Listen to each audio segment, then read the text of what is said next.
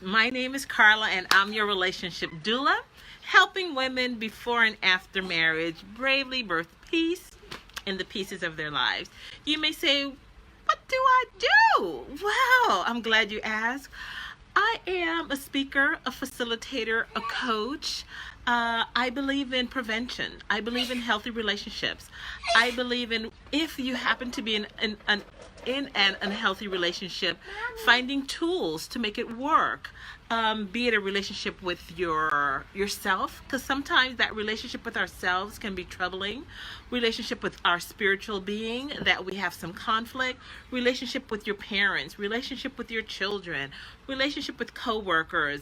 All of those things we're bombarded by on a daily basis. Thank you, Carmen, for tuning in. And because of the relationship, sometimes we have stress in our lives.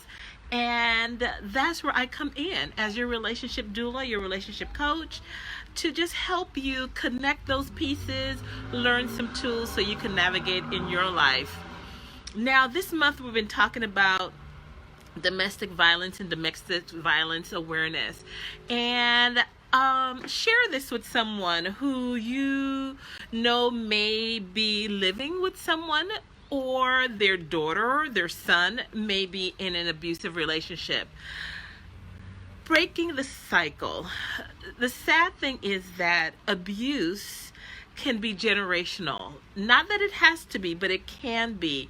Years ago, I worked as a case manager, and I saw how that cycle just perpetuates. And after a while, if you grow up in an abusive environment, you think that's normal.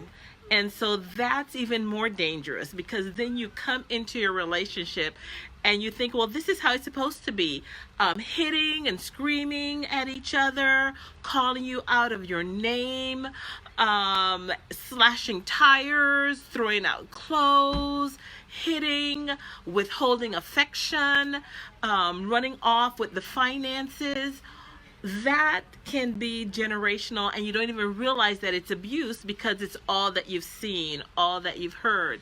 Recently, I was listening to Jada Pinkett on her talks, and she had her husband on for the first time, and she talked about how they had to be intentional with how they communicated with each other, taking communication classes, because the one thing that Will said was like, right, he's not going to have you calling him cursing. That was a deal breaker, cursing. And she was like, really? You would leave because I'm cursing?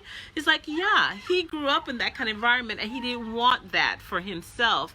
And she mentioned how they took communication classes to learn how to communicate. And that's where I come in, teaching you how to communicate, because sometimes we think it comes naturally, and it doesn't. It really doesn't. And so learning how to put words into your vocabulary so that you can communicate with words, not with a fist, not with screaming at someone, thinking this is how I'm going to get someone to listen to me.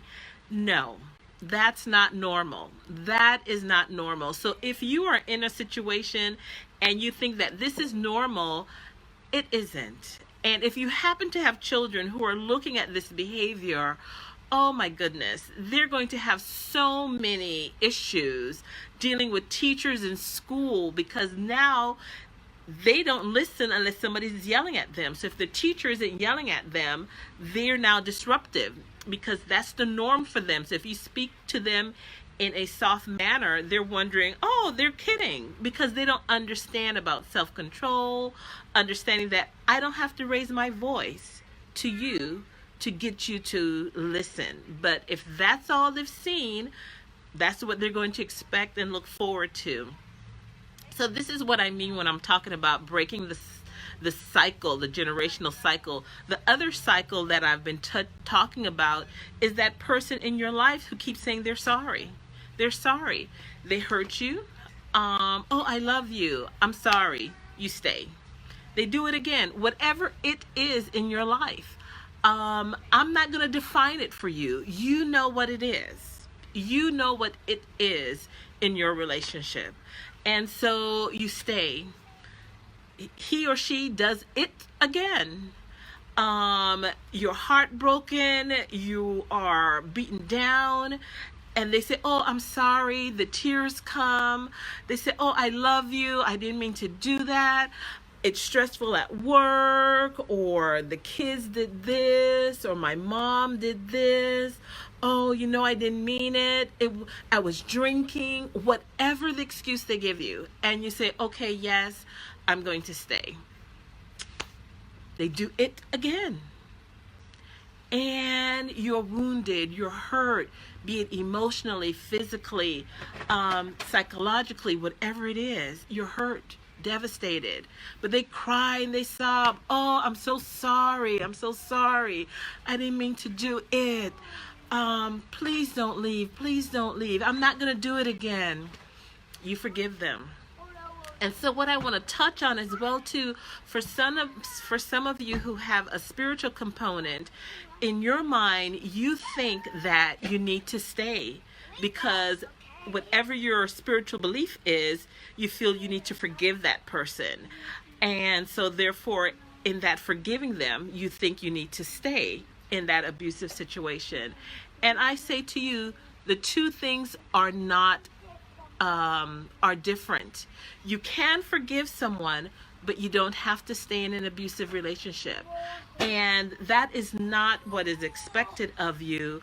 I've heard many people say, well, oh, till death do us part. And again, it didn't mean death by abuse. It did not mean that. That is not the same thing when it says till death do us part. That means when someone is there for you, caring for you, loving you, not abusing you.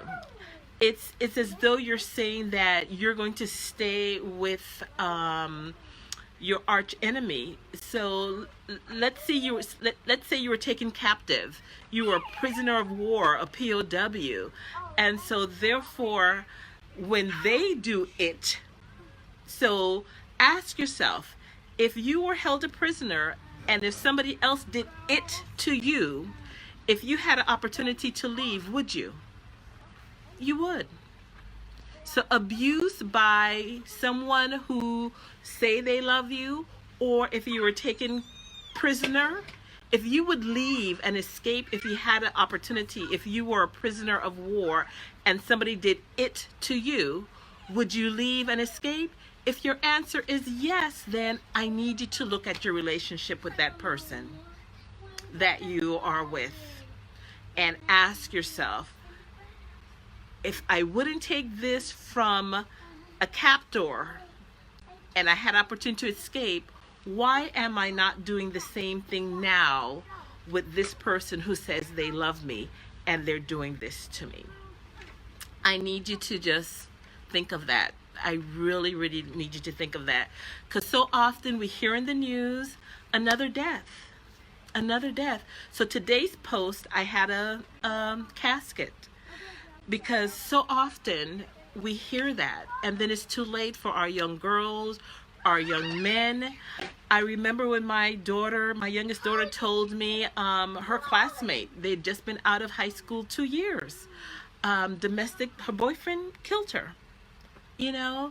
It is no joke, guys, to sit there and think that you can change somebody. I'm not loving them enough. Oh, they just need me to be a little bit patient. That is not your role to do. That's their issue that they need to take responsibility for and seek help. They can find a coach like myself if they were really interested in changing behavior and finding out what is it. How can I learn to communicate with my partner? What do I need to do? And when I talk about domestic abuse, it can be boyfriend-girlfriend, girlfriend-girlfriend, boyfriend-boyfriend. Hey, is that LaTanya? Thank you for tuning in.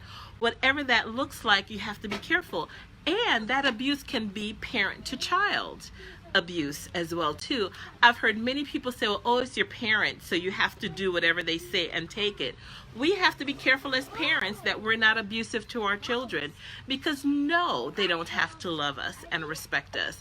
If you're feeling frustrated and you need some coping skills because maybe you need to learn to set boundaries with your children, reach out to someone like me. Would love to help you, love to show you how to set boundaries in that relationship so that you're no longer frustrated and your children know exactly what the parameters of the relationship are, what your expectations are, what you're not going to put up with.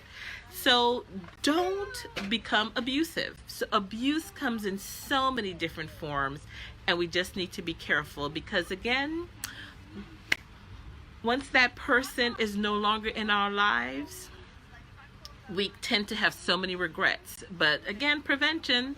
So ladies and gentlemen, if you're out there, find your local domestic violence center, wherever that is. Get some help.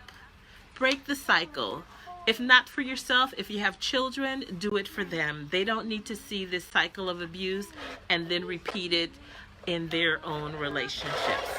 Now, my name is Carla. I am your relationship doula, helping women before and after marriage bravely birth peace in the pieces of their lives. You guys have a good weekend.